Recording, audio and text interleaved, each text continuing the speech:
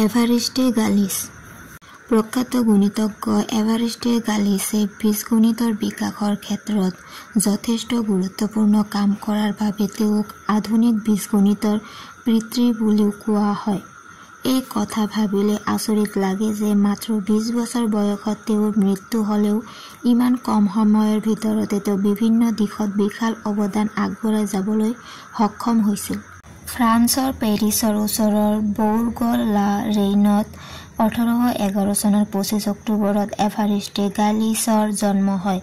এভাৰিষ্টেৰ দেউতাক Nicholas Gabriel গালিছ এজন Republican আছিল আৰু লিবাৰেল পাৰ্টিৰ বৌৰ্গ-লা-ৰেইন শাখাৰ মুৰব্বী আছিল।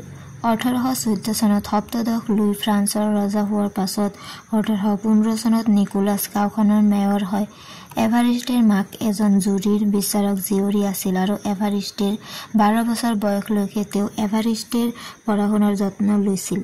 তেওঁৰ মাক দেউতাক ক্লাছিক সাহিত্য, ধৰ্ম আৰু দৰ্শন বিষয়ত বেছ জ্ঞানী আছিল। 1823 চনত এভাৰিষ্টে পেৰিছৰ লুইলে গ্ৰাউণ্ডৰ বিদ্যালয়ত ভৰ্তি হয়। তাত তেওঁ প্ৰথমতে ভাল ৰিজাল্টেই কৰিছিল আৰু লেটিন সাহিত্যত প্ৰথম স্থান লাভ কৰিছিল।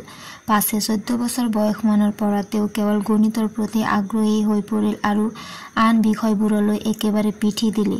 1827 চনৰ ফেব্ৰুৱাৰীৰ পৰা তেওঁ এম ভাৰ্নিৰ ওচৰত গণিত শিকিবলৈ লয়। সেই সময়তে গণিতজ্ঞ এড্ৰিয়ান মেৰী লেগেণ্ডেৰ elements de geometry, Joseph Louis लाग्ৰাঞ্জেৰ মূল গৱেষণা পত্ৰ আদি তেওঁ পঢ়ি পেলালে আৰু সেইবোৰৰ পৰা সম্ভৱ সমীকৰণ তত্ত্বৰ কাম কাজ কৰিবলৈ অনুপ্ৰাণিত হ'ল। তাৰ ফলত গালিছৰ সামগ্ৰিক পঢ়া-শুনা পঢ়ি আহে। 1828 চনত তেওঁ পেৰিছৰ আটাইতকৈ বিখ্যাত শিক্ষানুষ্ঠান ইকল পলিটেকনিকত ভৰ্তি হ'বৰ বাবে পৰীক্ষা দিয়ে, কিন্তু তাৰ বাবে যোগ্যতা অৰ্জন কৰিব নোৱাৰিলে।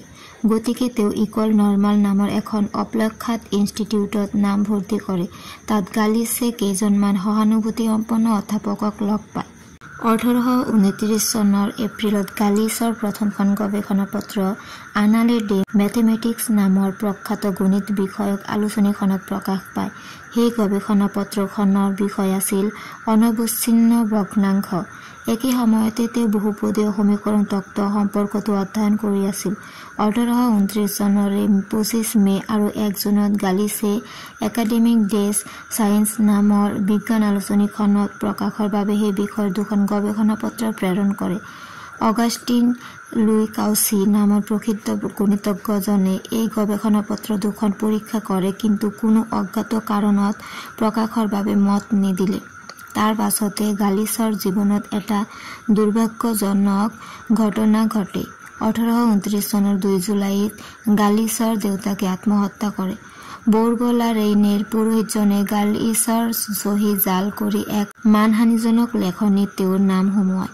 গালিছৰ দেউতাকে সেই অপবাদ সহিব নোৱাৰি আত্মহত্যা কৰে। 1829 চনৰ 29 ডিচেম্বৰত গালিছে ইকল নৰ্মালৰ দীক্ষান্ত পৰীক্ষাত উত্তীৰ্ণ হয়। গণিতৰ পৰীক্ষকে গালিছ সম্পৰ্কত ভাল মন্তব্যই দিলে। পাছে সাহিত্যৰ পৰীক্ষকৰ মন্তব্য আছিল, এইজনে একমাত্ৰ ছাত্ৰ যি সকলো প্ৰশ্নৰ উত্তৰ অতি দুখ লগাকৈ দিছে। তেওঁ একেবাৰে একো নাজানে। মই তেওঁৰ মূৰত ঘিউ নাই বুলিয়েই ভাবোঁ। গণিতত তেওঁ কেনেকৈ ভাল কৰিছে সেয়া মোৰ বাবে বুজিব নোৱাৰা সাঁথৰ। লুই কাউচিয়ে প্ৰথমবাৰ তেওঁ দুখন গৱেষণা পত্ৰ নাকচ কৰাৰ পাছতো গালিছে কাউচিলৈ সেই বিষয়ৰে আন দুখনমান গৱেষণা পত্ৰ পঠিয়ালে। এনে সময়তে গালিছে আন এজন গণিতজ্ঞ আবেলৰ এটা প্ৰবন্ধ পঢ়ি গম পালে যে আবেলেও একে বিষয়ৰ ওপৰতো চৰ্চা কৰি আছে।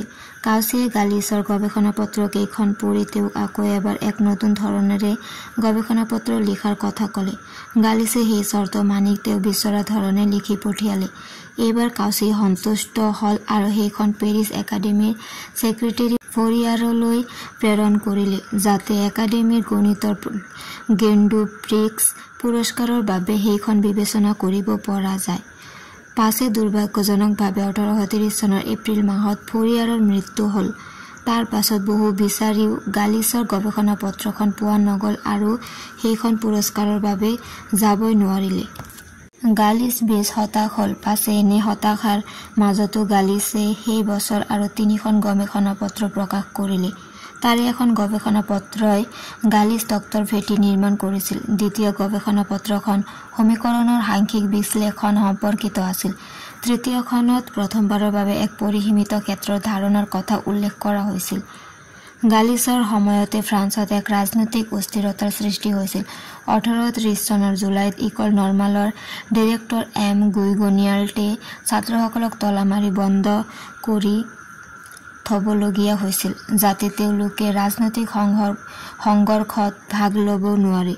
গালিছে ডিৰেক্টৰক কঠোৰ ভাষাত সমালোচনা কৰি এখন চিঠি লিখিলে। তাৰ ফলস্বৰূপে 1831 চনৰ 4 জানুৱাৰীত তেওঁক তাৰ পৰা বহিষ্কাৰ কৰা হ'ল। ইয়াৰ পাছত গালিছ ফ্ৰান্সৰ নেশ্যনেল গাৰ্ডৰ ৰিপাব্লিকান আৰ্টিলাৰী আৰু society of the friends of the পিপলছত ভৰ্তি হ'ল আৰু তেওঁৰ সময়খিনি গণিত আৰু ৰাজনীতিত ভাগ কৰি ল'লে। ফ্ৰান্সত লুই ফিলিপে শাসন কৰাৰ সময়ত তেওঁ এজন বিপ্লৱী ৰিপাব্লিকান আছিল। গণিত আৰু ৰাজনীতিত অতিশয় ব্যস্ত হৈ থকাৰ মাজতে 1832 চনৰ 30 মে'ত পেচেউক্স ডিহাৰ্বিনভিল নামৰ এজন লোকৰ লগত সংঘটিত এক দ্বন্দ্বযুদ্ধৰ পাছত 31 মে'ত গালিছৰ মৃত্যু হ'ল। এই দ্বন্দ্বযুদ্ধ কিহৰ বাবে হৈছিল সেয়া নিশ্চিত নহয়। কিছুমানৰ মতে মাডমুৱাজেল ষ্টেফানী ফেলচি পটাৰিন ডু মৰ্টেল নামৰ এগৰাকী মহিলাই এই দ্বন্দ্বযুদ্ধৰ লগত জড়িত হৈ আছিল। গালিছে যাক দ্বন্দ্বযুদ্ধলৈ আহ্বান জনাইছিল সেই ডিহাৰ্বিনভিল আছিল গালিছক আগতে আটক কৰা দলটোৰ এজন সদস্য আৰু মাডমুৱাজেল ষ্টেফানীৰ প্ৰণয় প্ৰাৰ্থী। গালিছে দ্বন্দ্বযুদ্ধৰ আগদিনা তেওঁৰ বন্ধু অগাষ্টে চেভালিয়েৰক এখন চিঠি দি লগতে 3খন গণিত বিষয়ক পাণ্ডুলিপি দি গৈছিল। দ্বন্দ্বযুদ্ধত দুয়ো সম্ভৱ হাতত 2টা পিষ্টল লৈ পৰস্পৰলৈ গুলীয়াইছিল।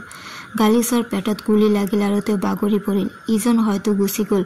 মুমূৰ্ষু অৱস্থাত ৰাস্তাত কেইবা ঘণ্টা পৰি থকাৰ পাছত এজন কৃষকে তেওঁক হস্পিটেললৈ লৈ গ'ল। সেইদিনা তেওঁ জীয়াই থাকিল আৰু পিছদিনা ককায়েক আলফ্ৰেডৰ আগত শেষ কথা উচ্চাৰণ কৰি তেওঁ মৃত্যুক আঁকোৱালি ল'লে।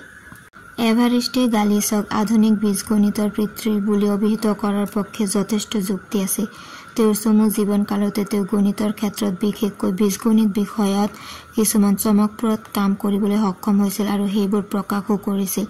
এতিয়া গাৰ্লছ গ্ৰুপ নামেৰে খ্যাত পৰিসীমিত গ্ৰুপৰ বীজগণিতীয় প্ৰয়োগ কেনেকৈ কৰিব পাৰি তেওঁ তাৰ ব্যাখ্যা কৰিছিল। তদুপৰি তেওঁ ৰেচনেল অপাৰেশ্যন আৰু এক্সট্ৰেকশ্যন অফ ৰুটছ পদ্ধতি ব্যৱহাৰ কৰি বীজগণিতীয় সমীকৰণৰ তত্ত্বৰ পৰিৱৰ্তন আৰু সৰলীকৰণত যথেষ্ট সহায় কৰিছিল। নিলছ আবেল নামৰ নৰৱেৰ এজন গণিতজ্ঞৰ সহায়ত গালিছে প্ৰমাণ কৰিছিল যে সাধাৰণ কুইণ্টিক সমীকৰণ আৰু উচ্চ ঘাতৰ বহুপদ বিশিষ্ট সমীকৰণৰ অসম্ভৱ। গালিছৰ চুটি জীৱন কালতে তেওঁৰ দুৰ্ভাগ্যই পাৰ নোপোৱা হৈছিল। তেওঁৰ দেউতাকে অকালতে ক্ৰুৰ মৃত্যুক সাৱটি লৈছিল।